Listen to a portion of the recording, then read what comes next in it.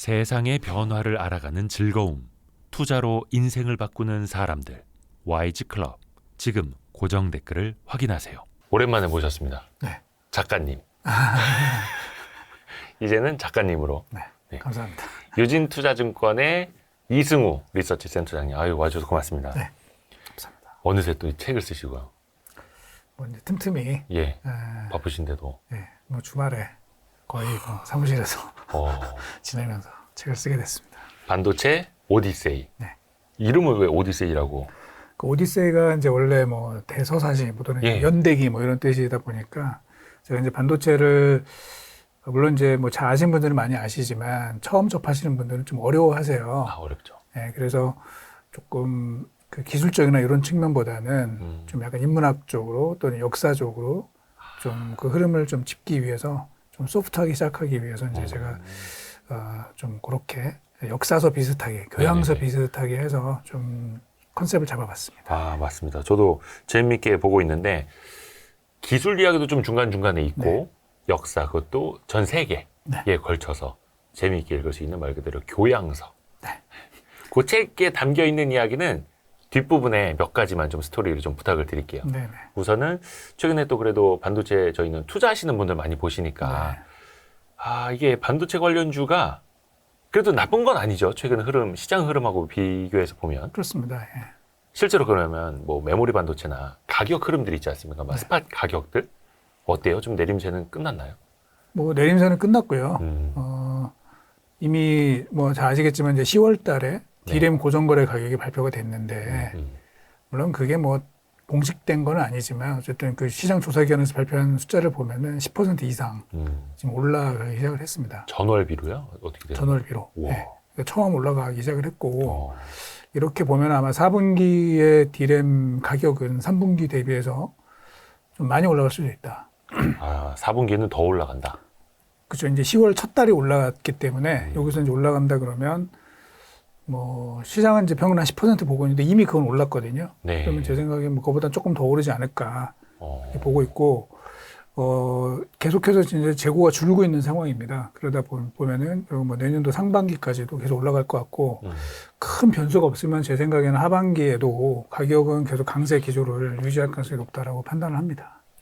그러면은 그게 수요가 좋아졌습니까? 아니면 공급을 감산했기 때문입니까? 감산 효과인가요? 일단은 감산 효과고요.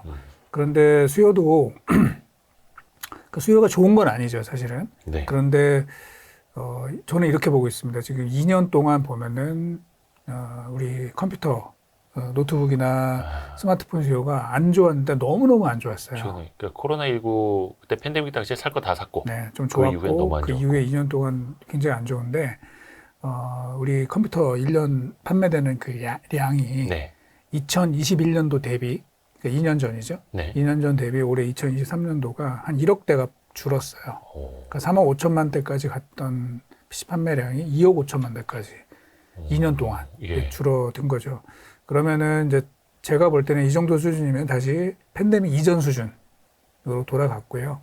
그러면 어느 정도 이제 정상화 국면에 들어갔다. 그래서 내년도에 뭐 세계 경제가 되게 전망이 좋진 않죠. 네. 좋진 않지만 이 정도로 물량이 이제 줄게 되면은 그 다음부터는 마지널한 성장은 나올 것이다라고 생각이 돼서 2년간 그 컴퓨터 판매가 두 자릿수 감소를 했는데 네. 내년도에는 소폭 성장할 것으로 저희는 이제 기대를 하고 있고 스마트폰도 올해 굉장히 안 좋았거든요. 굉장히 안 좋았는데 내년도에 마찬가지로 소폭 성장. 그리고 또 다른 우리 D램의 이제 주요 수요처인 서버도 올해 되게 안 좋았어요, 사실은. 그러니까 AI 서버는 좋았지만, 그렇죠. 그래서 엔비디아는 혼자 신나게 주가가 올랐지만 네. 전체적으로 서버 수요는 근래 들어서 가장 안 좋았습니다. 네. 근데 서버도 내년도에는 이제 슬라이틀리 성장할 것으로 보고 있기 때문에, 살짝 성장. 네. 그러면 올해 같은 경우는 PC, 스마트폰, 서버가 모두 다 마이너스였는데 네. 내년도에는 플러스가 난다. 그러면 D램의 그 수요 증가율로 보면은 올해보다 내년도가 상당히 높아질 수 있다라고 보는 거죠. 그래서 수요가 좋은 거는 아니지만 올해가 너무 안 좋았기 때문에 내년도에는 그거보다는 좋아진다. 그런데 감산을 하고 있기 때문에 이 증가되는, 그러니까 생산량이 증가되는 부분은 그에 못 미칠 것이다라고 보고 있고요. 그렇게 되면은 재고가 줄어들고 있는 상황인데 이게 내년도에도 그 기조가 유지가 되면서 가격이 꽤 오를 수 있다.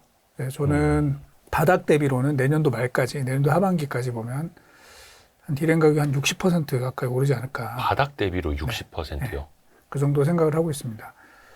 굉장히 뭐 많아 보이고 과연 이게 가능하겠냐라고 많이들 반문들 하시는데 지금 벌써 10% 이상 이제 올라가게 되는 거잖아요. 그런 식으로 사실 한 두세 번 정도 올라가게 되면은 꽤 많이 올라 있을 거예요. 그리고 바닥 대비 이렇게 올라가는 거기 때문에 평균으로 보면은 한 30에서 한 40%, 30에서 한 35% 정도 올라가게 될 것 같고, 그러면 우리 빗 그로스라는 게 있으니까 예, 그거랑 ASP 같이 놓고 보면은 매출액 기준으로는 올해 대비 뭐 이제 제가 애널리스트 좀 나름대로 오래 했으니까 네네네. 그거를 감안해서 이제 제 뭐 모델링 네. 모델링이고 이제 뭐 좀 다른 말로 하면 그냥 감이죠, 감. 그래서 말씀드리면은 매출액 기준으로 한 60% 정도 상승할 수 있을 것으로 보고 있습니다. 반도체 매출액이 60%. 네. 그렇게 이게 되면 그 24년도 연간으로요. 네. 예. 그러니까 디램, 그러니까 메모리 기준으로 네. 그렇게 좀 보고 있고요. 그러니까 올해 지금 보시면은 전체 반도체에서 메모리가 차지하는 비중, 매출액 비중이 역대 최저 수준입니다. 그러니까 지금까지 보면은 한 2000년도 이후로 보면 평균 전체 반도체에서 메모리가 차지하는 비중은 한 20% 초중반, 한 23%, 24% 정도가 됐는데 네. 올해는 지금 이게 한 16, 17% 정도밖에 안 돼요. 근데 그러면 뭐 아주 특이한 케이스를 빼고 나면은 보통 이제 평균 회귀의 법칙 뭐 이런 것들이 있잖아요. 네. 그러면 그 부분이 많이 올라가게 될 것 같아요. 그래서 네. 메모리가 상당히 반등을 많이 할 수 있다. 그렇게 좀 보고 있습니다. 이렇게 돼야지만 약간 이제 어느 정도 이제 정상화 된다는 거죠. 왜냐하면 작년도 대비해서 올해 반도체 그 매출액이 거의 한 40% 정도 빠지는 거거든요. 예. 거기서 60% 올라가 봐야 그게 또 그렇게 아주 되게 높은 것은 아니라는 거죠. 절대 볼륨이 확 커지는 건 아니지만. 예. 하지만 이제 올해가 워낙 안 좋았기 때문에, 그래서 워낙 안 좋아서 반도체 업체 실적 너무 안 좋잖아요. 네. 예. SK하이닉스가 주가는 올랐지만 뭐 역대 최고의 지금 최대의 적자가 나고 있는 상황이고, 삼성전자도 또 저희가 처음 보는 규모의 지금 적자가 나고 있는 반도체에서는, 그럼 이제 그게 흑자가 되고 그러려면은 그 정도는 올라가 줘야 어느 정도 이제 정상화 되는 것이죠. 그래서 제가 아주 어그레시브하게 보는 것은 아니다. 그 말씀을 좀 말씀드리고 싶습니다. 근데 그 아까 설명 중에 마지널한 성장이라는 표현이 네. 이게 그러면은 뭐 약간 그래도 가격이 같이 반등해 주면서 그 볼륨이 커지는 성장이 아니라 가격이 반등을 하면서 마진이 좀 더 좋아지는 그런 성장을 뜻하는 건가요? 이제 아까 마지널한 성장은 PC 증가율이 PC.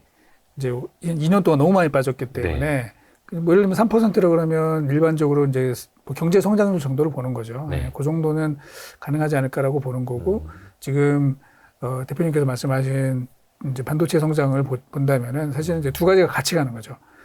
볼륨 성장도 어느 정도는 되지만 네. 사실은 워낙 많이 빠진 가격이 확 튀어오르는 상황이 되면서 사실은 두 개 따지자 그러면은 이제 가격에 의한 성장이 더 크게 나타날 걸로 보고 있습니다.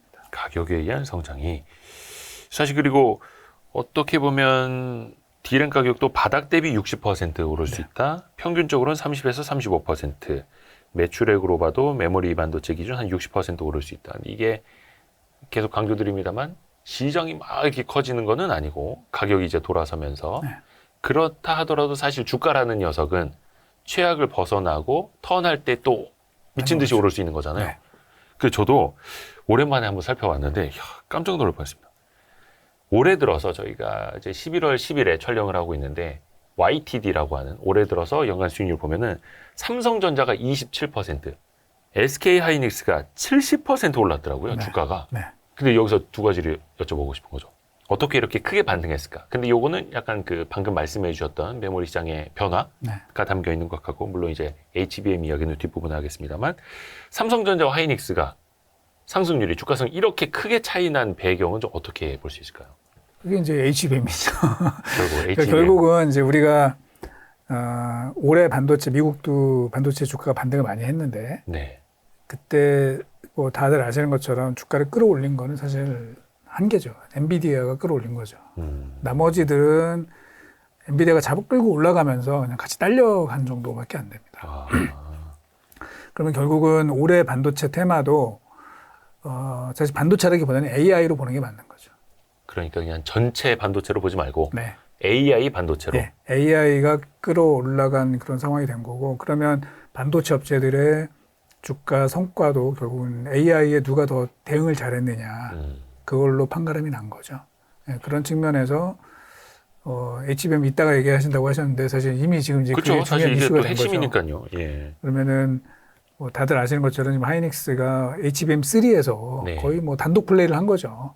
단독 플레이를 하면서 지금 실제로 삼성전자보다도 먼저 D램에서 흑자 전환이 지금 시작이 됐고 그러면서 그게 주가의 퍼포먼스 차이로 그대로 지금 반영이 된 거라고 봐야 되겠죠. 거의 이제 메시처럼 혼자 볼 치고 나간 거죠. 단독 그렇죠. 대립을 예, 하면서. 시장 점유율이 뭐 지금까지는 거의 100%라고 이제 보시면 되는 거죠. HBM3에서. 3에서. 그러니까 전체 HBM은 뭐 한 50%? 뭐, 예, 그렇습니다. 이렇게 그러니까 삼성과 큰 차이는 나지 않는데 네. HBM3가 뭐 다들 아시는 것처럼 이제 엔비디아의 우리 뭐 A100, H100 이거랑 이제 맞물려서 돌아가다 보니까 그게 이제 올해 엔비디아 주가를 끌어올린 요인이고 마찬가지로 거기에 하이닉스가 가장 뭐 대표적인 수혜주로 이제 꼽히는 것이죠. 그렇게 해서 SK 하이닉스가 올해 들어서 70%나 네. 주가가 상승을 한. 실적은 적자인데. 그러니까 그래서 이것도 항상 반도체 사이클과 주가와의 함수를 네. 경험적으로도 좀 많이 이제 체득을 또 하셔야 되는 네. 부분도 있는 거고요. 여기서 좀 하나 상식적으로 좀 알려드리고 싶은 게 저도 많이 헷갈리는 게 HBM하고 HBM2E, HBM3, HBM3E 네. 이게 이름이 이렇게 어렵습니까? 가장 어렵나요? 최근이 3E죠. 예, 그렇습니다. 근데 이게 뒤에 3는 3세대 같은데 네. 이게 5세대라면서요. 그렇죠. 예, HBM2E가 있었고 예. HBM3가 4세대고 예. HBM3E가 이제 5세대가 되는 거겠죠. HBM2가 2세대고 HBM2E가 3세대. 예, 그러니까 사실은 뭐 그거는 제가 볼 때 큰 의미는 없어요. 예, 뭐 3세대냐 4세대 이거는 의미는 없고. 회사에서 사내에서 사실은 부르던 건데 이게 투자자들에게까지 뭐 그렇죠. 예, 그래서 제가 볼 때 뭐 그거를 몇 세대냐 이렇게 구분하는 거는 제가 볼 때 큰 그건 아닌 것 같습니다. 예. 어찌됐든 간에 HBM3E는 5세대라고 부르면 뭐 그렇게 업계에서는 보통들 그렇게 통용을 이렇게 하는. 많이들 얘기를 하십니다. 근데 얼마 전에 기사를 보고 저는 좀 재밌었던 게 사실 삼성전자가 하이닉스보다 조금 HBM에서 조금 뒤떨어지고 있죠. 네. 근데 엔비디아에서 삼성은 5세대 HBM을 HBM3P라고 붙였다 하더라고요. 이게 뭐 프라임? 뭐 그런 뜻을 붙였다는데 엔비디아에서 저기 HBM3P라고 붙이지 마시고요.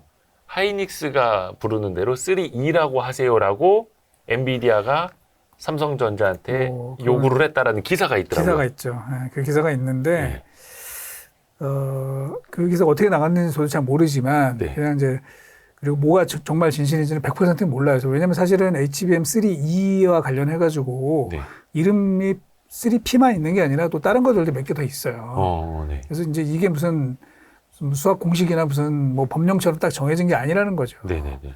그래서 그거는 제가 볼 때 정해진 건 아닌 것 같고 엔비디아가 그걸 쓰지 말라고 했는지는 제가 잘 모르겠는데 제가 이제 그 뭐 삼성의 그 분위기를 전해드리면은 네. 약간 어이없어 한다고 합니다. 예. 그래서 그게 좀 제가 볼 때는 뭐 현실과는 조금 다른 부분이 있지 않나라고 생각이 돼서 뭐 조금 뭐 삼성전자 입장에서는 좀 기분이 안 좋을 수 있는 그런 부분인 것 같아요. 예. 그는 뭐 나중에 삼성전자가 끝까지 5세대 HBM을 HBM3P로 부르는지 슬쩍 3E라고 부르는지 그러니까 보면 알겠네. 3E가 이제 기본적으로 많이 쓰이는 거고 네네. 이제 거기에 조금씩 뭐 변형된 것들이 있어서 그런 거 뭐 붙이는 건데 그렇게 잡을 때 뭐 큰 이슈는 아닌 것 같습니다. 그거는. 근데 이게 사실 어떻게 보면 약간 자존심이 걸려 있을 수도 있을 거예요. 왜냐하면 대삼성전자가 네. 메모리 반도체 압도적인 세계 1위가 HBM에서는 점점 이제 멀어지고 있고 최근에도 보니까 5세대 HBM에서 조금 수율이라고 해야 할까요? 좀 완성도가 좀 떨어진다라는 네. 지적도 있고 삼성전자가 왜 이렇게 HBM에서는 속된 말로 이렇게 발리고 있는 겁니까, 이거? 참 뭐 말씀드리기 어려운 부분인데 네. 좀 약간 이제 뭐라 그럴까요? 이제 시장 상황을 좀 판단 미스를 한 거죠. 어떻게 보면 결론적으로 보면. 판단 미스. 네. 그러니까 사실 HBM1과 HBM2가 삼성이 바라던 만큼 사실 시장이 그렇게 확 커지지가 않았거든요. 네. 그러면서 사실은 HBM3 시장이 좀 시간이 걸릴 거다라고 봤었던 거겠죠, 삼성은. 그러다 보니까 이제 그 관련된 뭐 R&D 이런 부분들이 조금 하이닉스보다는 좀 느슨하게 갔던 부분이 있는 것 같고, 하이닉스는 그쪽에 계속해서 사실은 연구개발 투자를 많이 했던 거죠. 그런데 그게 올해 초에 이제 다들 아시는 것처럼 챗GPT랑 맞물리면서 이제 그쪽 관련된 우리 폭발적으로 성장을 했고. 수요가 확 늘어나게 됐고, 또 하이닉스가 그 HBM3를 만들기 위해서 그 많은 그 혁신들을 했어요. 그러니까 대표적인 게 소재 기술이죠. 소재. 예, 소재 업체들을 되게 찾아 많이 나섰고, 그런 와중에 이제 일본의 비상장 업체를 네. 하나 발굴을 하게 됐고요. 이제 그거를 적용을 하면서 이게 HBM이 그 D램을 여러 개를 적층을 해야 되기 때문에 네. 그때 사실은 되게 중요한 게 뭐냐면 이 생기는 발열을 어떻게 처리하느냐 이런 것들이 중요하거든요. 발열. 예. 그래서 그 부분에서 이제 하이닉스가 좋은 소재를 찾아서 방열 측면에서 좀 우수한 특성을 보이면서 이제 그게 엔비디아에 적극적으로 채택이 됐던 거죠. 그리고 삼성은 이제 지금 와서 보니까 이제 그쪽에서 조금 늦은, 그러니까 HBM2와 같은 방식으로 가다가 문제점들이 생겼는데 이제 지금은 그것들을 다 해결을 해서 엔비디아가 요구하는 스펙에 맞는 수준을 다 맞추고 있는 것으로 이제 파악을 하고 있습니다. 아, 그래요. 그 삼성도 어떻게 보면은 이제 엔비디아 뭐 거의 최종 테스트 단계 뭐 5세대 네, 뭐 아주 자세한 뭐 그거는 네. 사실은 좀 베일에 쌓여 있는 건 사실이지만 네, 네. 뭐 저는 제가 말씀드릴 수 있는 부분인 것 같아요. 그러니까 그 엔비디아에서 요구하는 스펙이 있거든요. 네, 네, 네. 그럼 그 안에 들어오면 사실은 이제 되는 겁니다. 되는 거고 뭐 일부에서는 이제 퀄을 받네 안 받네 뭐 이런 것들 네. 때문에 뭐 약간 논란이 되고 있는 건데 이제 그거는 그냥 제가 볼 때 그냥 마지막 문서 작업이라고 저는 생각을 해요. 그래서 뭐 된다 안 된다 뭐 논란도 많고 노이즈도 많았는데 큰 문제 없이 뭐 주요 뭐 엔비디아가 될지 뭐 AMD가 될지는 뭐 어느 정도가 될지는 조금 더 봐야 되겠지만 그 주요 고객사들한테 다 공급할 수 있을 것으로 현재 생각을 하고 있습니다. 사실 참 이게 중소기업들이 소부장 기업이 삼성의 퀄 테스트를 통과하느냐 마느냐 이런 거는 이제 많이 이슈화가 되는데 삼성이 엔비디아의 퀄을 테스트 통과하느냐 못하느냐 막 이게 또 화두가 될 정도로 좀 세상이 그렇습니다. 근데 또 여기서 재미난 게 어떤 뉴스 보니까 마이크론도 이제 HBM 좀 하지 않습니까? 뭐 시장 좀 뭐 5%? 뭐 10%도 안 돼 막 그렇다고 하는데 HBM3 5세대 HBM을 내년 1분기부터 양산한다. 그래서 오히려 삼성보다 빠르고 심지어 하이닉스보다 먼저 엔비디아에 채택될 수 있다라는 뉴스가 있더라고요. 근데 아까도 말씀드린 것처럼 뉴스를 저희가 100%다 믿으면 안 되는 것 같아요. 그래서 이제 그런 일부는 이제 그런 주장들이 나올 수는 있는데 그거는 뭐 그때 가봐야지 되는 것이고 사실 현실적으로 그 마이크론이 물론 이제 기술이 좋은 회사예요. 좋은 회사인데 한 세대 건너뛰고 이제 간다는 거잖아요. 네. 그게 이제 현실적으로 뭐 이렇게 될지는 사실 퀘스천이고 지금 우리 SK 하이닉스도 그렇고 삼성도 그렇고 그동안에 이제 IR을 통해서 그 투자자들과 지금 얘기를 의사소통을 한 것이 있거든요. 그래서 네. 뭐 다 아시는 것처럼 하이닉스도 이제 뭐 내년도 캐파가 거의 풀부킹 다 끝났다. 뭐 이렇게 되어 있고 삼성도 뭐 마찬가지로 제가 알고 있습니다. 그래서 고객사들과의 그 제품 공급 스케줄이 다 맞춰져 있는 걸로 제가 알고 있어요. 그래서 뭐 마이크론이 그런 얘기가 나오든 안 나오든 국내 업체들의 내년도 HBM3에 대한 이 실적이 좋아지는 거는 뭐 의심을 별로 안 하셔도 될 것 같다라고 말씀드리고 싶습니다. 거의 5세대 HBM은 내년에도 만드는 족족 그냥 다 나가는 거고 뭐 예, 또 하이닉스도 뉴스가 나왔습니다만 또 캐파 투자를 공격적으로 한다라는 이야기도 나오고요. 그 정도로 지금 없어서 못 파는 상황. 왜냐하면 이제 지금 아까도 말씀드린 것처럼 올해 가장 중요한 그 증시의 테마가 AI잖아요. 그렇죠, 근데 뭐 이게 뭐 AI 뭐 다들 아시겠지만 이게 1년, 2년 갈 게 아닌 거잖아요. 앞으로 이제 모든 부분으로 확장이 될 거고. 그렇죠. 우리가 사실 뭐 미중 뭐 반도체 이 패권 경쟁도 사실 그 최종적인 어떤 그 목표물을 보면 사실 AI거든요. 예.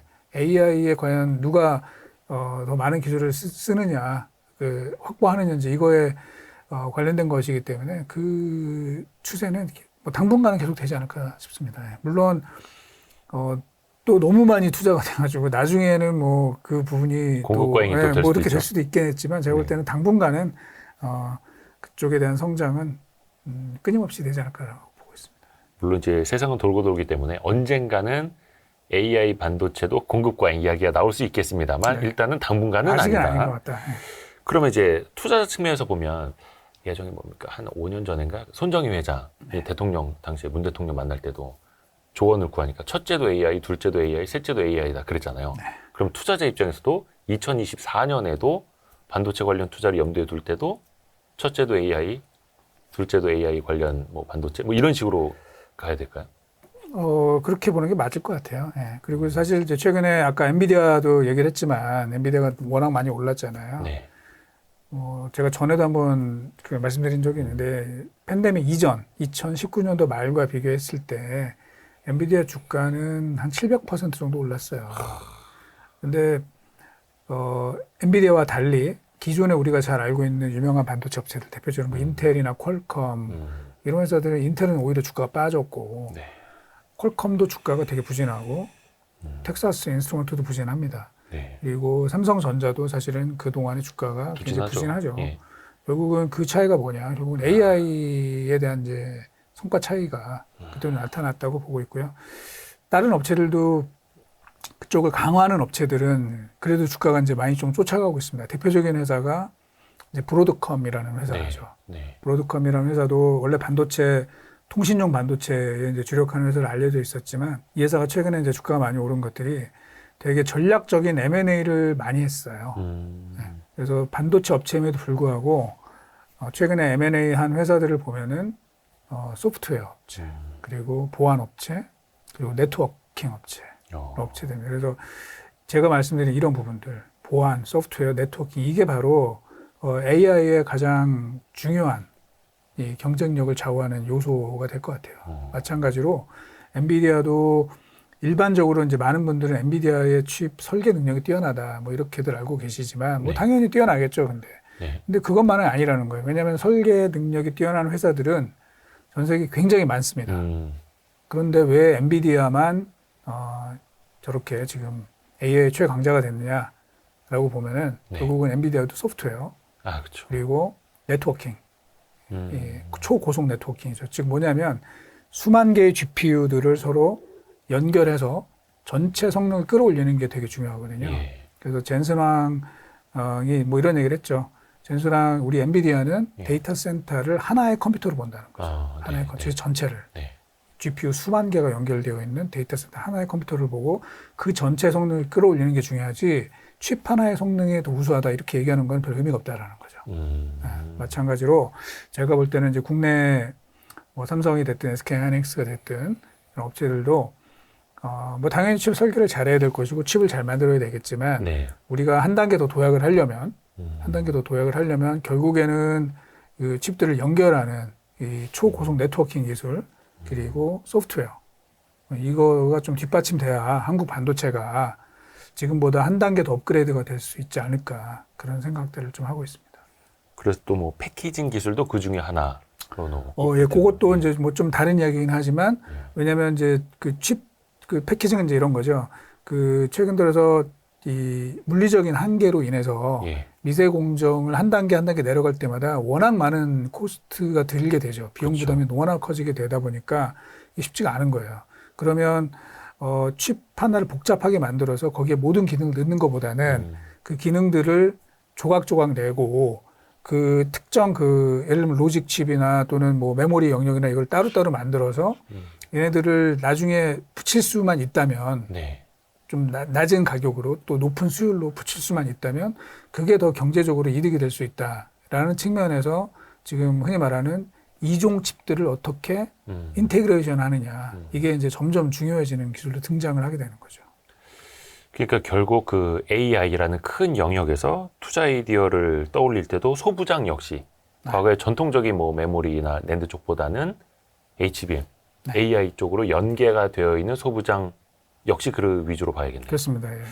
그래서 저희 하우스에서도 네. 이제 소부장 담당 그 애널리스트가 한 명 이제 네. 최근에 데뷔를 했어요. 네. 제 밑에 이제 주니어 친구인데 네.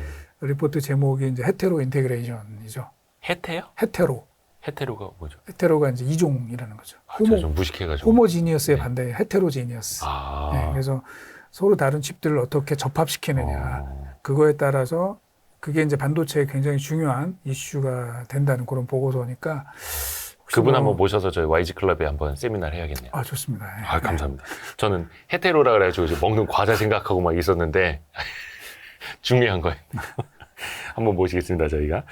혹시 그 밸류 체인으로 봤을 때, 물론 지금 이제 주가로 극명하게 나타나고 있습니다만, HBM 관련주와 관련 없는 전통적 메모리 반도체주. 우선순위로 따지면 어떻게 될까요? 뭐 HBM, 뭐 낸드, 메모리. 그러니까 이제 저희는 뭐 당연히 패키징 쪽에서는 지금 말씀드린 이제 흔히 말하는 어드밴스드 패키징, 어드밴스 패키징. 예, 또는 뭐 헤테로 인테그레이션 뭐 이렇게 네. 좀 헤테로 이러면 좀 조금 있어 보이잖아요. 네, 그래서 그러네요. 아, 오늘 하나 배웠습니다, 우리. 예. 예, 그래서 그런 표현을 좀 썼고요. 이제 그 관련된 업체들이 부각이 많이 됐고 뭐 다들 아시는 것처럼 한미 반도체 주가 많이 올랐잖아요. 예, 너무 많이 올랐는데 뭐 물론 그 밸류에 대해서 이제 뭐 논란은 있어요. 네. 논란은 있고 이제 그거를 가지고 이제 공격하시는 분들도 있는데 아니 그러면 지금 그 세상이 AI 중심으로 가고 있고 제가 말씀드린 것처럼 헤테로 인테그레이션이 점점 중요해지는 그 반도체 기술인데 그러면 이거 비싸다고 안 가져갈 거냐라고 생각을 해보면 굉장히 고민이 되죠. 예. 그래서 그런 것들은 계속해서 제가 볼 때는 관심을 받을 수밖에 없다라고 생각을 하고 있고요. 네네네. 또 하나는 이제 그럼 후공정만 좋냐? 그건 아니죠. 전공정에서도 분명히 이제 기회가 있습니다. 근데 전공정에서도 일반적으로 과거처럼 뭐 캐파를 늘리는 뭐 이런 쪽보다는 되게 첨단 분야가 있거든요. 그러니까 예를 들면 아주 D램의 초미세 공정으로 들어가는 부분 또는 메모리에서 비메모리로 확장 가능한 장비를 만들 수 있는 회사들 그런 회사들 중심으로 좀 보는 게 맞을 것 같아요. 그래서 저희가 그 우리 그 임소준 연구원이 쓴 그 보고서에도 네. 그런 내용들이 좀 나옵니다. 예. 그래서 뭐 이 후공정단에서는 지금 언론에서 많이 그 언급되고 있는 뭐 한미 반도체를 포함해서 다른 업체들도 계속 저희가 언급을 좀 드렸고 전공정단에서는 이제 좀 특별히 저희가 관심을 갖고 보고 있는 회사는 실제로 이제 주가가 좀 많이 오르기도 했는데 뭐 주성 엔지니어링 또는 뭐 유진테크 이런 회사들 네. 좀 관심 있게 보실 필요가 있다라고 생각을 합니다.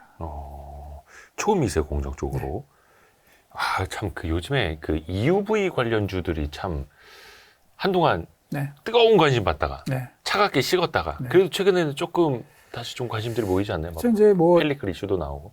그렇죠. 예. 뭐 EUV는 제가 볼 때는 이제 뭐 작년에 워낙 뜨거웠고 예. 이제 올해 조금 쉬고 있어요. 예. 왜냐면 이 AI 쪽 때문에 가려져가지고 좀 EUV라는 게 있었어? 뭐 이렇게.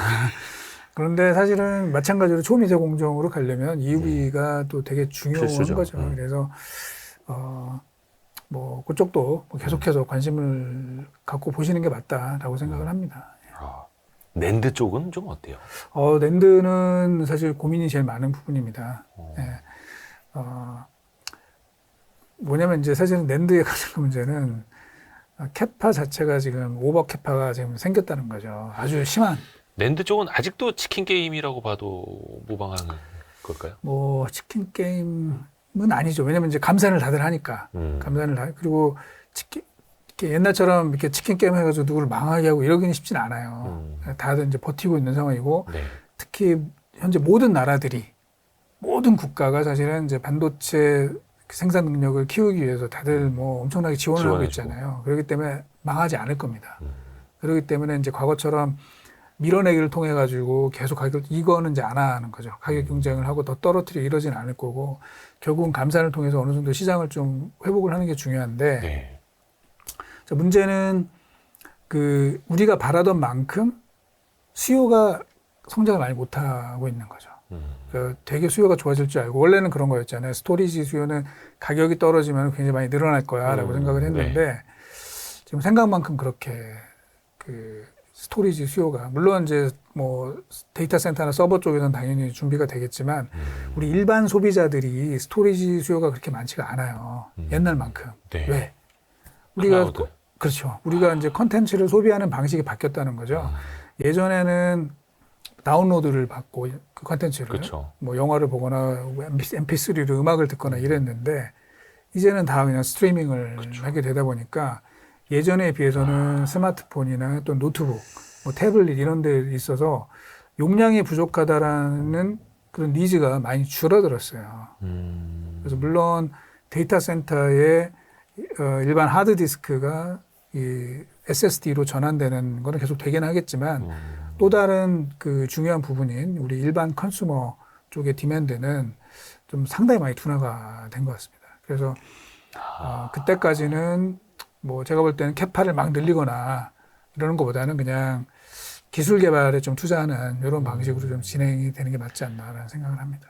그러네요. 저도 생각해 보니까 예전에는 이 메모리 카드 네. 계속 확장을 메모리 카드 더 사고 네. 하드디스크 늘리고 했었는데 이제는 그게 아니라 그 시간에 구글 드라이브를 더 결제하고 있고 네. 구글 드라이브 100기가, 200기가 그걸 더 사고 있고 네.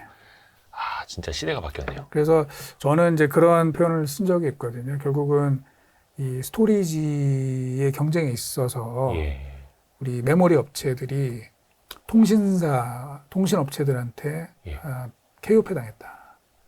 오. 왜냐하면 이 5G라는 요금으로 인해서 사실은 스트리밍을 받아도 전혀 우리가 불편함이 없잖아요. 막 무제한 요금제 쓰고 하니까요. 예. 그래서 그 소비자들의 돈 쓰는 부분, 소비 여력을 통신사들이 다 가져가고 우리 일반인들이 이제 지금 우리 대표님 말씀하신 것처럼 스토리지에 돈을 안 쓰죠.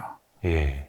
그러다 보니까 낸드 쪽에 되게 좋을 줄 알고 투자를 많이 했었는데 그게 기대에 못 미치면서 캐파 부담이 되게 많아지고 재고만 많이 좀 늘어난 거죠. 물론 뭐 좀 지나고 나면 또 바뀌긴 할 거예요. 그런데 어쨌든 지금은 그게 소화되는 과정까지 조금 더 시간이 필요하지 않나라고 생각을 합니다. 이 메모리 반도체 업체들이 특히 낸드 부분에서 통신사에게 KO패를 당했다. 네. 와, 그래서 참 이게 그 시대의 거대한 기술 트렌드, 변화, 소비 트렌드도 계속 읽어야 되는 게 진짜 중요하네요. 네. 그게 아니라 계속 낸드 언제 좋아지나요? 낸드 언제 좋아지나요? 또 이러면 안 되니까. 물론 그 안에서 또 낸드 플래시 쪽에 뭐 장비라든지 소재 들어가는 또 기업들은 또 다 다를 테고요. 네. 네. 그래서 제가 볼 때는 이제 낸드 관련된 것도 물론 이제 투자를 해야죠. 당연히 뭐 안 할 수는 없고 계속 해야 되는 건데 과거처럼 막 캐파를 막 증설하는 것보다는 네. 뭐 여러 가지 솔루션을 강화한다든지 또는 뭐 그 안에서의 뭐 단수를 높인다든지 이러면서 또는 속도를 높인다든지 이런 식의 기술적인 R&D 투자 중심으로 당분간은 조금 더 가야 되지 않나라고 생각을 합니다. 야, 진짜 재밌습니다. 이렇게 흐름 읽어보는 게 너무 재밌습니다. 또 우리 이승우 센터장님은 그 노하우가 또 있으시기 때문에 너무 좋습니다. 큰 틀에서 그러면 이제 23년 거의 연말로 가고 있습니다. 네. 추워지고 있고 24년 실적 눈높이라는 게 있지 않습니까? 네. 이것도 주가가 계속하려면 컨센서스 트렌드도 좀 올라가줘야 되고 네. 최근에 흐름은 좀 어떠세요? 좀 상향이 되나요? 아니면 좀 부진한가요? 사실은 이제 컨센서스를 보면은 되게 뭐 내년도는 다 좋아진다고 다들 당연히 전망할 수밖에 없죠. 왜냐면 올해 적자가 났기 때문에. 23이 워낙 안 좋은데 뭐 여기서 네. 더 안 좋아지면 뭐 큰일 나죠. 뭐 이렇게 될 거 당연히 좋아질 거라고 저도 보고 있는데 네. 얼만큼 좋아질지는 좀 봐야죠. 좀 봐야 되는 건데 지금 이제 사실 최근에 뭐 저랑 뭐 가끔 이제 우리 토론도 하시는 우리 송명섭 위원이라고 계신데 네, 이제 그분이 하이투자증권. 좀 꺾었죠. 네. 그러세요? 네, 하이닉스를 뭐 이렇게 중립으로 꺾었나 하여튼 뭐 그러시고 그래서 이제 좀 약간 이슈가 좀 됐어요. 근데 뭐 그분도 사실 이제 분석을 되게 잘 하시는 분이고 네. 저도 그 보고서 꼼꼼히 잘 읽어보고 되게 참조를 많이 하는데 이제 그분은 이제 이런 거죠. 저도 이제 만나봐서 이제 왜 이렇게 안 좋게 보시냐 저랑도 약간 토론도 한 적이 있어요. 네. 최근에 예. 뭐 다른 방송에서. 네네네. 근데 일단 수요 전망이 저보다는 조금 더 보수적이더라고요. 내년도에. 그러니까 아까 저는 이제 내년도에 PC랑 스마트폰이랑 서버가 다 공이 한 3% 정도 성장한다고 보고 있는데 그분은 이제 그거보다는 조금 더 낮게 보시는 거고 또 지금 가동률을 많이 떨어뜨렸는데 이게 뭐 내년도 한 중반 정도쯤 되면은 가동률을 다시 끌어올릴 것이다.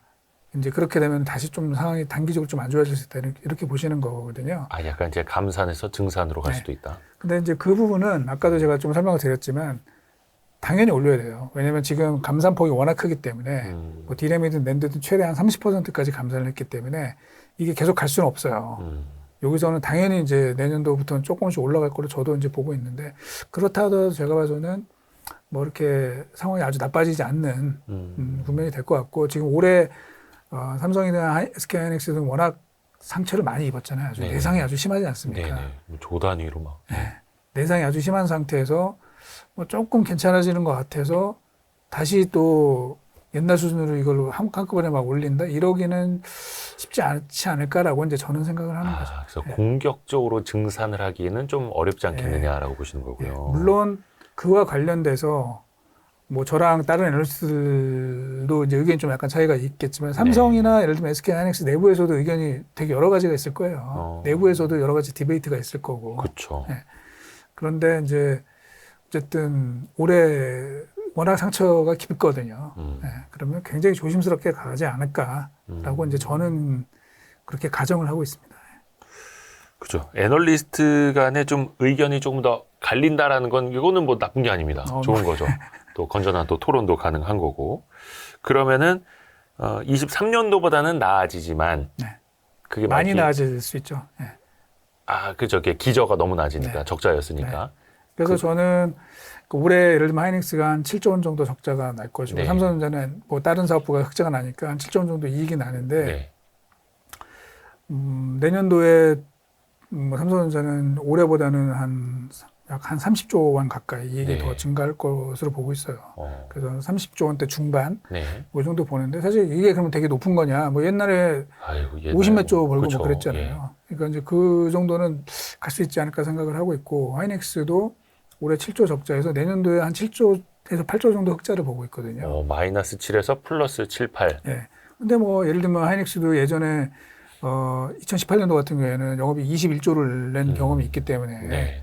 뭐 그게 아주 어그레시브한 건 아닌 것 같아요. 그러면 삼성이나 하이닉스에서 두 회사에서 한 이익이 한 40조에서 한 45조 정도 이렇게 좀 올라가는 그림이 나오지 않을까 생각을 하고 있습니다. 참고로 저희가 좀 조사를 해보니 네. 올해 코스피의 영업이익 합계가 한 170조 원이 약간 넘는 것 같고요. 네. 내년도에 지금 컨센서스가 잡히는 게 한 260조가 좀 넘는 것 같아요. 한 90조 정도가 증가할 것 같은데 제가 다른 섹터는 잘 모르겠어요. 사실 잘 네. 모르겠는데 일단 그 컨센서스 기준으로 보면 어쨌든 반도체가 우리나라 내년도 기업 이익 증가의 한 절반 정도는 커버하지 않을까라고 생각이 되면 주가도 사실 뭐 그거를 물론 이제 올해 오르기도 했지만 조금 반영돼서 나가지 않을까 생각을 합니다. 반도체 오디세이 책 이야기를 좀 네. 들어보고자 하는데 굉장히 뭔가 교양서, 연대기? 네, 뭐 네. 역사 얘기를 좀 많이 하고 있고요. 예. 왜냐하면 이제 반도체라는 게 좀 어렵잖아요. 저희가. 어렵죠. 네, 좀 까다롭게 느껴지시고 기술 얘기를 주로 이제 많이 하는 책들이 있는데 저는 그래서 그 이야기의 시작을 중세 시대로 시작을 했습니다. 아니 그래서 저는 오르간하고 카리용 이야기가 나오길래 네. 이게 반도체랑 무슨 관계가 있길래 카리용이 그거더라고요. 큰 교회 탑 위에 있는 종 네. 딩딩 치는데 그거를 여러 개를 엮어서 악기처럼 네. 하던데 근데 그게 카리용이라 하던데. 그렇습니다. 그게 카리용이고 그거를 이제 옛날에는 사람들이 했었죠. 그런데 우리 인류는 뭐냐면 좀 자동화된 기기를 만들려고 되게 노력을 많이 했어요. 예. 그러다 보니까 카리용을 자동으로 돌아가게끔 그러니까 시계랑 맞물려 가지고 자동으로 돌아가게끔 하는 장치들을 개발을 했고 그 카리용을 소형화한 게 바로 오르골입니다. 오르골. 오르골도 오르골 여기 태엽 감아갖고 네. 하는 그 오르골이요? 네. 근데 그게 컴퓨터랑 관련이 있다라고 저는 보는 거죠. 왜 관련이 있느냐? 오르골 여러분도 잘 아시는 것처럼 거기 보면은 이렇게 도트가 올라와 있죠. 올라와 있죠. 점이. 예, 올라와 있죠. 그거를 저는 해석을 뭘로 하냐면 그거를 프로그램으로 보는 거죠. 컴퓨터 프로그램과 같은 것들이 이미 그때부터 짜져 있었고 그러면 미리 프로그램한 방식대로 기기가 동작하게끔 이제 만든 게 사실 오르골이 되는 거죠. 그리고 그거랑 또 비슷한 게 이제 뭐냐면 거기서 조금 발전된 것들이 그 기계식 계산기가 이제 나오게 됩니다. 네. 예. 여러분들 뭐 잘 아시는 파스칼이라는 분이 계세요. 네네네. 파스칼 하면은 뭐 파스칼의 삼각형 또는 네. 뭐 인간은 생각하는 갈대다 뭐 이런 철학자로 그 이제 말씀하신 분. 네. 그분이 이제 파스칼인데 원래는 이제 어렸을 때는 수학적인 천재였다 그래요. 예. 그런데 아버지가 그 교회에서 이제 뭐 약간 회계 업무 이런 거를 했었나 봐요. 그래서 계산하는데 너무 어려움을 겪는 걸 보고 아버지를 도와주기 위해서 그 다이얼 방식의 계산기를 만든 거죠. 그러니까 기계식. 예, 기계식 계산기를 만든 거죠. 그래서 그런 인간이 우리도 그렇지만 사실은 이제 계산하는 거 좋아하는 사람 별로 없잖아요. 네. 그래서 기계식 계산기가 나오게 됐고 그리고 이제 그거를 응용해서 만든 것들이 또 뭐가 나오냐면은 방직기가 나옵니다. 방직기. 네. 직물 짜는. 네. 자카드 방직기라는 것도 결국은 그 직물 일종의 프로그램인 거죠. 예. 미리 프로그램되어 있는 대로 그 틀을 넣게 되면 그거에 따라서 직물을 짜는 이런 자동 기기가 나오게 되는 거죠. 그리고 거기서 이제 발전이 돼서 이제 제가 그 책에 보면은 그 에이다 러블레이스라고 하는 네. 인류 최초의 그 컴퓨터 프로그래머라고 하는 분이 이제 나오게 돼요. 그 뭐 수학 천재. 수학 천재죠. 수학 천재고 여성분이고 예. 아시는 분들은 아시겠지만 그 바이런 경이라고 영국의 그 3대 낭만주의 그 시인이 있거든요. 네. 그 바이런의 딸이에요, 사실은. 바이런의 딸인데 뭐 어쨌든 아버지는 뭐 거의 만난 적이 없죠. 왜냐면 바이런이 워낙 바람둥이였기 때문에 그 좀 밖으로 돌았고. 네네, 집안이 네. 예, 그랬네요. 근데 어쨌든 그 아버지의 피를 물려받아서 되게 천재적인 부분을 이제 두각을 많이 나타냈고요. 그 당시에 그 에이다 러블레이스의 가정교사가 아마 대표님도 아실 거예요. 누구였냐면 그 유명한 드모르강이라는 저희 중고등학교 때 드모르강의 법칙이라는 거 배운 적이 있어요. 예. 네, 그 하나도 생각이 안 나네. 맞습니다. 그래서 그 가정교사를 만나면서 네. 수학자를 만나면서 이제 수학적인 그 재능이 꽃피우게 됐고 네. 이러면서 이제 사실은 그 컴퓨터 프로그램의 어떤 기초 이런 개념들을 이제 처음으로 도입했던 사람이라고 해요. 그래서 제가 이제 말씀드리고 싶은 건 왜 옛날 얘기를 했냐면 우리가 오늘날 쓰고 있는 컴퓨터라는 이 기계가 네. 어느 날 갑자기 뚝딱 만들어진 게 아니라 그 인류 역사를 보면 수백 년 동안에 걸친 그 지식들이 누적이 되고 누적된 지식이 어느 문턱을 넘어가는 순간이 나오게 됩니다. 네. 그러면서 이게 계단형으로 탁 발전하게 되거든요. 이제 그게 쌓이고 쌓여서 이제 오늘 컴퓨터가 만들어지게 된 거고, 뭐 반도체도 이제 연결이 되는 것들이 사실은 반도체가 뭘로 만드는지 아시잖아요. 실리콘이? 실리콘. 예. 네. 근데 실리콘이 그럼 뭐냐 이거죠. 실리콘이. 실리콘은 뭐냐면 사실은 지구상에 존재할 때는 SiO2라는 이런 예. 기호식 화학식으로 존재를 하거든요. SiO2가 뭐냐면 모래입니다. 모래. 네. 산화규소. 네. 모래입니다. 근데 모래가 지금 오늘날 우리가 쓰고 있는 이런 모든 전자기기의 핵심 원료라는 거죠. 너무 신기하지 않습니까? 그렇죠. 그래서 이제 제가 거기도 썼지만 그 실리콘의 연금술이라고 표현했어요. 그래서 모래를 가지고 지금 오늘날 우리가 지금 만들고 있는 이 모든 무선 네트워크니 여러 가지 반도체니 컴퓨터니 이런 것들은 현재 만들어진다는 그런 뭐 놀라운 이 마법과도 같은 이야기라고 제가 표현을 했고 그래서 한번 기술적인 측면에서도 한번 보실 필요가 있고 그 이후에 주요 인물들 있죠. 예. 이제 실리콘 시대로 넘어와서 미국의 실리콘밸리의 신화를 만들고 또 뭐 애플이라는 회사를 만들고 이런 이제 주요 인물들에 대해서 좀 소개를 드리고 그다음에 끝으로는 과거의 미국과 일본의 이제 반도체 경쟁 그리고 거기에서 한국이 어떻게 부상을 하게 됐는지 그리고 이제 오늘날 미국과 중국의 또 다른 이 패권 경쟁 이렇게 흘러간 부분 그리고 마지막으로 이제 AI로 넘어가는 거죠. AI는 완전히 또 다른 얘기가 되는 거죠. 그래서 제가 이제 표현은 이렇게 했습니다. 이제 새로운 시대가 개막이 되고 새로운 무대에 새로운 주인공들이 등장하게 된다. 그래서 사실 그 기존의 실리콘 시대의 사실 반도체의 왕은 인텔이었지만 인텔의 해가 저물고 이제 엔비디아가 새로운 주인공으로 이제 등장을 하게 되는 이런 스토리로 제가 좀 이야기를 풀어가고 있습니다. 진짜 대서사십니다. 아니, 그게 이제 이 책 안에 쭉 흐름으로 있는 거라서 네. 와 이거 구상을 정말 잘하셨네요. 그래서 뭐 좀 어렵지 않게 반도체를 좀 어려워하시는 분들도 그냥 제가 지금 말씀드린 것처럼 이 스토리 라인에 맞춰가지고 한번 보시면은 그냥 어디 가서 이제 이 책을 읽어보시고 나서는 아는 척 할 수 있는. 예, 그렇게 이겁니다. 아는 척 하려고 공부하는 거 아닙니까, 우리? 아닌가? 근데 이게 역사가 돌고 돈다고 표현을 해야 될까? 어디선가 맞물린다고 보는 게 그 에이다 러브레이스라고 그 수학 천재 소녀 말씀해 주셨잖아요. 1815년생인데 혹시 엔비디아 좋아하시는 분들은 그 GPU 좋아하시는 분들은 이 이름 에이다 러브레이스 들어본 것 같은데 그 엔비디아가 GPU? 네. 그 이름을 이분의 성함으로 이렇게 따서 붙였다면서요? 예, 원래 엔비디아는 그 자기네 제품을 사람의 이름으로 다 지어요. 네. 그런데 이제 작년 말에 나온 게 이제 L100이라는 L100라는 칩이 있는데 그게 이제 러블레이스 이름을 따서 붙이게 된 것이죠. 그래서 그 반도체 회사들 상품에 붙이는 사람 이름들 하나만 거꾸로 역사 따라서 거슬러 올라가서 공부해도 그것도 되게 재밌을 것 같아요. 그렇습니다. 엔비디아 얘기 나왔으니까 그런데 앞에서 살짝 그 젠슨 황 이야기를 했고 젠슨 황은 지금 거의 뭐 세계를 바꿔놓는 영웅처럼 지금 떠올랐습니다. 챗 GPT의 샘 알트만과 함께 특히 하드웨어 쪽에서 젠슨 황은 대만 사람이죠. 대만 태생이고 미국 대만 태생. 네, 미국인이죠. 그렇죠. 국적은. 대만계 미국인 뭐 이렇게 표현을 해야 될까요? 네네.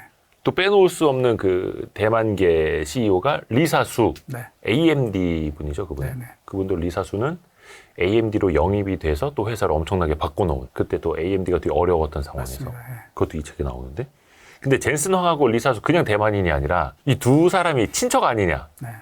오촌이라는 게 있더라고요. 그게 오촌이라는 썰. 그 썰이 있고 심지어는 위키피디아에 예. 그 보면 둘이 친척이라고 나와요. 아직도 오촌이라고 남아있던데요. 네, 나와 있어요. 그런데 왜냐하면 이제 그 둘 다 대만 남부 출신이거든요. 네. 대만 남부 출신이고 또 미국으로 다 이민 간 그런 사람들이고 해서 네.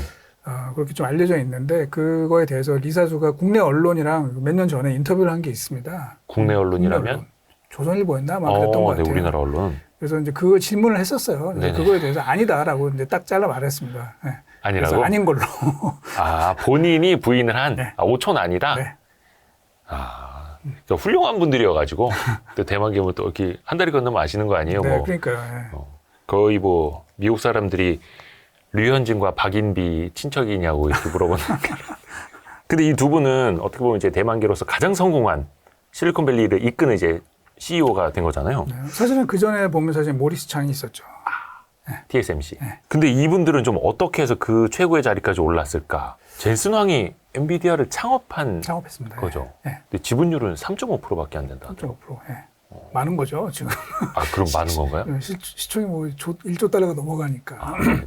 어마어마하게 많죠. 예. 우리 기준에서 보면은 창업자 지분율이 3.5%밖에 안 되고 뭐 막 당장 막 큰일 날 것처럼 경영권 빼앗길 것처럼 하는데 여기는 그게 가능하고 젠슨 황은 어떻게 그 최고까지 갔을까요? 특히 이 회사를. 그러니까 이제 엔비디아라는 회사가 사실 처음에는 그게 각광을 받지 못했었잖아요. 그러니까 그래픽 칩 정도를 만드는 그런 회사였죠. 네, 그래픽 네. 카드를 만들고 이런 회사였는데 여기도 이제 책에도 그런 얘기가 좀 나오는데 2010년대 후반 네, 사실 AI가 이렇게 뜬 그 배경이 좀 있는데요. 네. 이미지넷 챌린지라는 게 이제 시작이 됐어요. 이미지넷 챌린지. 네. 그 이미지넷이라는 걸 먼저 만들었죠. 그 누가 만들었냐면 그 페이페이 리라고 역시 이제 중국계 미국 그 대학 교수인데요. 여자분이세요. 네. 이게 이런 거죠. 예를 들면 우리가 그 컴퓨터가 사물을 인식하는 네. 그런 대회가 있어요. 왜 그게 중요하냐면 우리가 뭐 예를 들면 보안 카메라를 만들든 또는 뭐 자율주행 자동차를 만들든 뭔지를 알아야 되는 거잖아요. 그렇죠. 네. 그러려면은 결국은 이 인식을 하는 게 되게 중요하다. 뭘 보고 이게 뭔지를 알아내는 게 되게 중요하다. 네. 그래서 이런 표현들을 많이 하거든요. 카메라는 사진을 찍을 수 있지만 그걸 분간을 못 한다. 그렇죠. 분간하게끔 만들기 위해서는 이제 뭔가 작업들을 해야 되는데, 그럴 때 이제 뭐 예전에는 이런 식으로 생각을 했었던 거죠. 호랑이와 고양이를 어떻게 구분할 것이냐. 그럴 때 뭐 예를 들면 정의를 하는 거죠. 네. 뭐 이렇게 생긴 거는 호랑이, 저렇게 생긴 거는 고양이. 그래서 이제 그 조건들을 막 붙여가지고 구분을 해라. 그래서 컴퓨터한테 이제 그런 식으로 교육을 시켰더니 못 맞춘다는 거죠. 다른 그림을 줬을 때. 그래서 이게 안 되는구나. 흔히 말하는 이제 연역식 그런 정의는 잘 안 된다. 예. 그럼 어떻게 할 거냐? 그러지 말고 그러면 전 세계에 있는 모든 호랑이란 호랑이 그림, 고양이란 고양이 그림을 다 라벨링을 해서 이걸 컴퓨터한테 다 인식을 시켜놓고 그 다음에 다른 그림을 주면 얘가 이제 맞출 확률이 어떻게 되는지 이런 것들을 한번 해본 거죠. 그래서 속된 말로 전 세계 호랑이 그림, 고양이 그림 다 때려 넣어서. 네, 때려 넣어서 그거를 학습을 시켰더니 이게 이제 올라가기 시작을 했다는 거죠. 그래서 그런 대회가 열렸는데 그때 이제 그 토론토 대학에 제프리 힌튼이라는 이제 교수와 그 밑에 제자들이 그 학습을 시키는 그 뭐 컴퓨터가 있을 거 아니에요. 네. 근데 그거를 그 기존에 쓰던 CPU가 아니라 GPU를 쓴 거예요. 그랬더니 오답률이 확 떨어진 거죠. 그러면서 경쟁자들을 물리치고 압도적인 성과를 보인 거예요.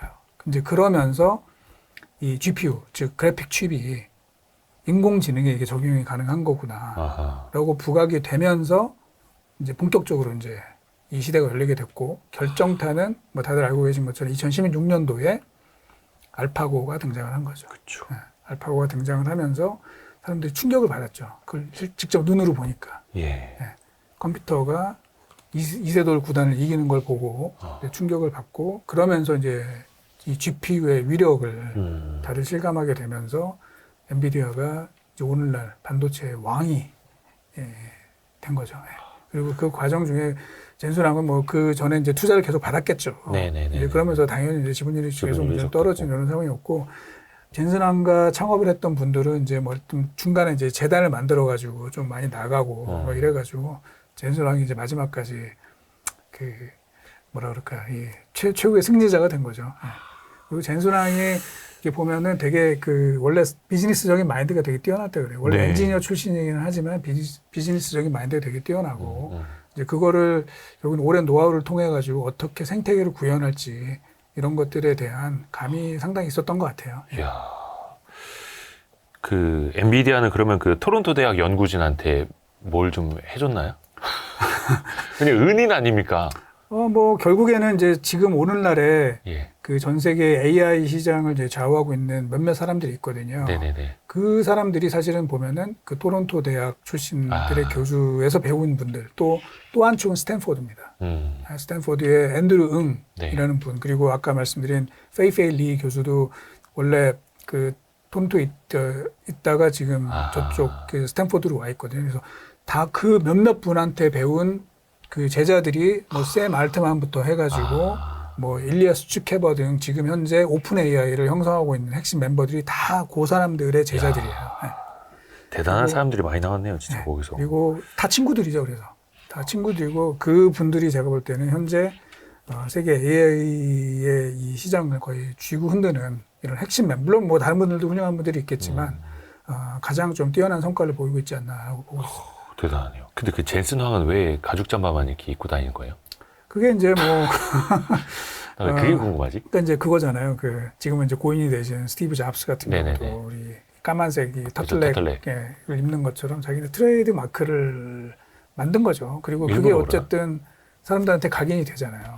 근데 그 잘 보면 가죽 잠바 스타일이 조금씩 다르더라고요. 그렇겠죠. 저도 얼마 전에 가죽 잠바 한번 사러 또 갔었는데. 그 최근에 또 이슈된 거 하나만 더 여쭤봐야겠다.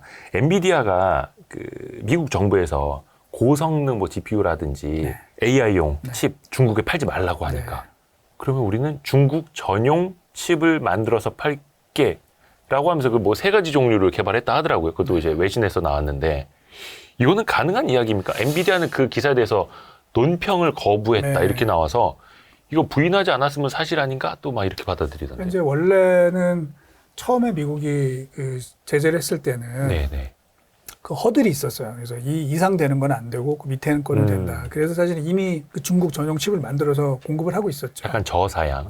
그런데 지금 이제 미국이 칩스 액트를 좀 손보면서 그걸 더 강화한 거잖아요. 그래서 허들을 없애버렸단 말이죠. 그러면 이제 전체가 사실 그 범위에 들어가게 되는데 근데 뭐 엔비디아도 기업체니까 기업체는 돈을 벌기 위해서 만든 게 기업체다 보니까 뭔가 이제 새로운 돌파구는 준비를 하겠죠. 그런데 지금 우리 대표님 말씀하신 것처럼 그래서 그 미국의 제재를 피해가지고 공급할 수 있느냐 그거는 아직은 이제 저도 미확인입니다. 그게 가능한지. 제가 그 전에 듣기로는 쉽지 않을 것이다 라고 저는 알고 있었는데 이제 그런 이야기들이 나왔다는 거는 저도 이제 외신을 통해서 본 그런 상황이. 그리고 또 이 책에서 되게 재미나게 읽은 부분이 삼성전자의 도쿄 선언입니다. 도쿄 선언. 그 사실 많은 분들이 이건희 회장님이 그 미국에서 이야기했던 그 마누라 자식 빼고 다 바꿔라라고 했던 신경영 이건 또 많이 기억을 하시는데 도쿄 선언은 그보다는 조금 덜 알려진 것 같아요. 근데 이게 벌써 40주년이라면서요. 네, 23년도가. 네. 1983년도에 일이었고요. 네.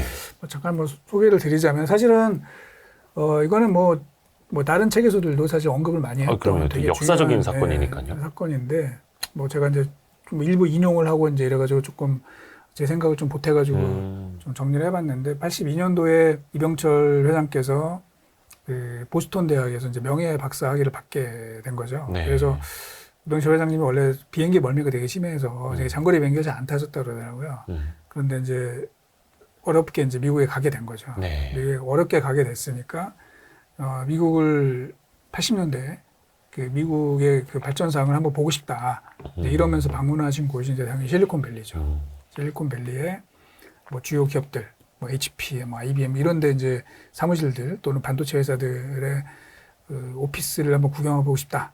딱 가보시고 이제 충격을 받으신 거예요. 왜냐면 그 당시에 우리는 거의 없었는데 그런 회사들, 실리콘밸리 기업들의 사무실 책상에 네.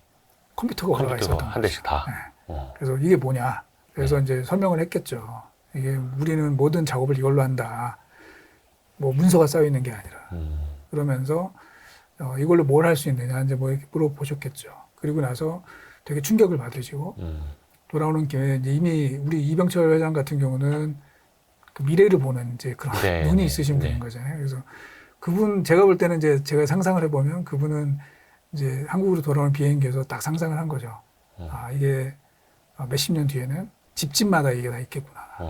그럼 우리는 이제 그거를 만들거나 또는 거기에 들어가는 핵심 부품을 만들어야 되겠구나. 뭐 이렇게 생각을 했었을 것이고, 그럼 그게 뭐냐? 이렇게 물어봤다고 하더라고요. 네. 그랬더니 이제 그게 이제 반도체가 된 건데, 사실은 이미 그때 삼성이 반도체를 하고는 있었어요. 네. 네. 삼성 반도체. 이건희, 당시 이제 삼남이죠. 네. 이병철 회장의 그 아드님이 네. 반도체 회사의 지분을. 네, 뭐 개인 회사였죠. 사실 개인 회사인데 거기에 엄청나게 손해를 보고 있었어요. 그래서 자금이 부담이 되니까 이제 개인 회사였던 삼성 반도체를 당시 이제 삼성전자공업이 인수를 해서 자회사 형태로 이제 두게 됐던 거죠. 그러면서 당시에 삼성 내부에서도 반도체 사업에 대해서 되게 반대 여론이 많았는데 이병철 회장이 돌아오시는 길에 왜 내 아들 이건희가 반도체에 이렇게 집착하는지 좀 깨닫게 됐고 그 이후에 연말을 보내시면서 일본에서 부상을 한 거죠. 그러면서 일본이 당시에 반도체에서 미국을 넘어서는 그런 일들이 계속 벌어졌고 그러면 우리는 일본을 어떻게 넘어설 수 있을까? 그 방안을 마련해라. 이제 이러면서 삼성의 반도체 계획 프로젝트가 시작이 됐던 것이고 그 보고서를 꼼꼼히 검토하시고 83년 2월 달에 뭐 사돈인 그 중앙일 홍진기 회장한테 전화를 걸어서 이거를 공식화했죠. 그런데 이제 그 당시에 뭐 다들 아시는 것처럼 많은 분들이 반대를 했었어요. 왜냐면 우리가 뭘 어떻게 하느냐, 한국이. 기술도 없는 한국이. 이거 돈만 때려다 받고 큰 손해가 나는 거 아니냐, 뭐 이렇게 됐었는데 이병철 회장은 그 반도체가 가지고 있는 특성을 정확하게 간파한 거예요. 왜냐면 대규모 투자를 통해서 고정비용 부담을 낮추게 되면 우리가 미국하고 일본하고 경쟁할 수 있다. 이런 판단을 그때 하셨고 그러면서 대규모 투자, 적자가 남에도 불구하고 계속해서 투자를 했고 이제 결국은 성공을 거뒀죠. 물론 그게 다는 아니죠. 그 이면에는 미국과 일본의 반도체 경쟁 그리고 미국이 일본을 견제하기 위해서 일본을 찍어 누르고 네. 또 그 대안으로 이제 한국을 조금 봐준다고 하긴 그렇고 어쨌든 좀 이익을 이렇게 주게 만드는 네. 이런 일들이 좀 벌어지면서 여러 가지가 잘 맞아 떨어지면서 그 삼성의 반도체 신화가 이제 탄생하게 된 거고 그게 사실 오늘날 우리나라를 먹여 살리는 굉장히 한 축으로 자리를 잡게 된 거라고 볼 수 있죠. 그래서 그 83년도 도쿄 선언이 어떻게 보면 지금의 대한민국 산업 지형도를 만들게 해준 그 완전 밑그림, 스케치 그렇죠. 정도의 시작이라고 보면 되겠고요. 물론 미국과 일본 사이 어떤 그 반도체의 패권 경쟁이라고 해야 될까요? 그러면서 플라자 합의도 있었고 이후에 미일 반도체 협정을 통해서 일본 반도체 기업들이 조금 이제 쓰러져 갔던 것도 또 운이 또 좋았던 거고요. 그렇습니다. 근데 저는 이제 궁금한 게 당시에도 엄청난 투자가 들어갔는데 그것도 그냥 다른 데도 아니고 미국과 일본 기업을 상대로 이 투자를 통해서 이기겠다. 이게 지금 생각해 보면 네. 와 이거 아무나 할 수 있는 생각은 아닐 것 같아요. 그렇죠. 예, 그러니까 저희가 이병철 회장을 저희가 평가 안 할 수 없는 그런 부분이 아닌가 생각을 합니다. 근데 혹시나 그때도 그걸 알았을까요? 이병철 그 선대 회장하고 고 이건희 회장 이게 계속해서 투자가 필요하고 사이클이 있어서 대규모 흑자와 대규모 적자가 반복되는 산업이라는 걸 그 당시에도 이걸 알 수 있었을까요? 할 수 있었겠죠. 예, 왜냐면은 삼성이 당시에도 이미 처음에 D램을 만들고 나서 처음부터 성공을 한 게 아니에요. 그 당시에 한국이 D램을 만들겠다고 하니까 이제 일본에서는 싹을 말려야 되겠다고 생각을 해가지고 오히려 일본이 가격을 의도적으로 폭락을 시켰습니다. 왜냐면 삼성 반도체 망하게 하려고. 예, 당시에 일본은 그 삼성이 만들던 제품에 대해서는 이미 그 개발이 다 끝났었기 때문에 그 흔히 말해서 이제 감가상각이 끝난 라인에서 그걸 만들고 있었어요. 근데 삼성은 굉장히 투자가 많이 들어갔기 때문에 비용이 되게 높았죠. 네, 그래서 당시에 64K D램의 삼성전자의 제조 원가가 4달러였는데 네. 일본이 가격을 1달러까지 떨어뜨립니다. 오유야. 그러면 그 당시에 삼성전자의 실제 D램 영업이익률 얼마냐? 마이너스 300%였다는 거죠. 만들면 3배 손해보는 거예요? 네. 왜냐하면 판가가 1달러인데 원가가 4달러니까. 예. 사실은 그 상태가 계속 됐으면 삼성 반도체는 지금 존재하지 않았을 수도 있어요. 그쵸. 예. 그런데 그래서 이제 당시에도 되게 논란이 많았는데 지금 아까 이제 대표님 말씀하신 것처럼 플라자 합의 예. 이게 이제 딱 되면서 일본이 갑자기 엔화가 이제 2배 강세가 되면서 원가 경쟁력이 갑자기 확 떨어지게 됐고 그 뒤 이어서 반도체 협정 이게 만들어지게 된 거고 이제 중간에 사실은 또 다른 사건들이 몇 개가 있었죠. 미국인들의 반일 감정을 자극하는 몇 가지 사건들이 벌어지면서 그게 그때 추진이 됐고. 소니 아키오 회장인가요? 거의 뭐 미국 가서도 그냥 목이 뻣뻣해갖고 막 장난 아니었다 하더라고요. 네, 당시에. 맞습니다. 예. 그게 이제 그 책에도 조금 나오는데 그 콩스베르크 사건이라는 게 있었어요. 콩스베르크 사건. 예, 예. 이거 약간 좀 음모론이랑 좀 맥이 닿는 거 아닌가? 이게. 아닙니다. 음모는 전혀 아니고요. 당시에 이제 조금 설명을 드리자면 간단해서 물론 이제 다 그 이 역사적으로, 기업 네. 역사를 보신 분들은 다 잘 알고 계신 사건인데 당시에 이제 역시 미국과 소련의 이 갈등이 또 한 축이었었잖아요. 냉전 시대. 네, 냉전 시대. 그때 되게 중요한 게 뭐냐면 잠수함이었습니다. 잠수함.